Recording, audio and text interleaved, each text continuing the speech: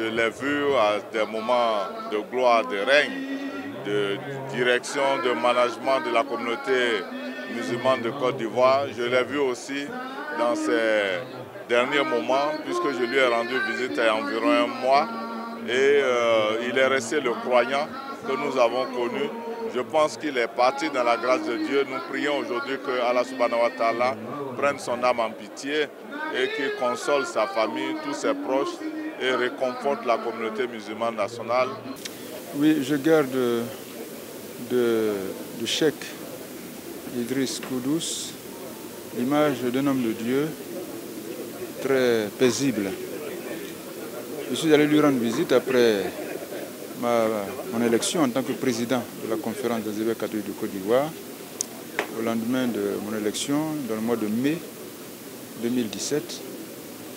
Et j'ai trouvé vraiment un homme un peu fatigué par la maladie, mais qui restait paisible. Et je pense que cela est dû à sa foi en Allah, en Dieu son Créateur, en qui il mettait sa confiance. Je garde de Koudous l'image d'un haut cadre de l'administration qui a compris qu'il fallait être au service de ses concitoyens à tous les niveaux. Et également qui, à des moments précis de l'histoire de la Côte d'Ivoire, s'est engagé pour l'organisation de la communauté musulmane. Ce que je garde de l'imam Koudous, c'est sa générosité, sa disponibilité. C'était un homme de foi, un homme qui aimait sa religion, qui s'est battu contre vent et marée pour la bonne marche de la communauté musulmane. Quelqu'un qui était très très attachant, quelqu'un qui avait le souci des autres.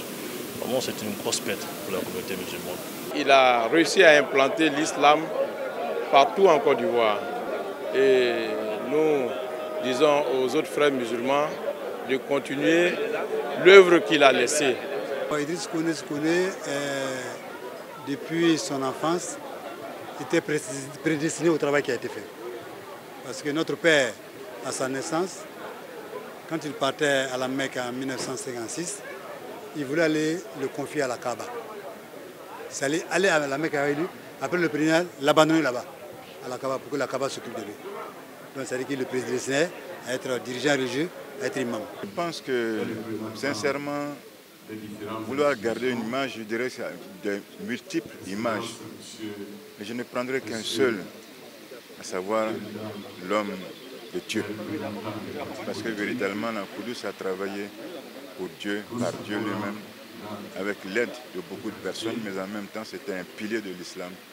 La promotion que l'islam a connue depuis les années 90, là, il faut retenir que c'est grâce à lui.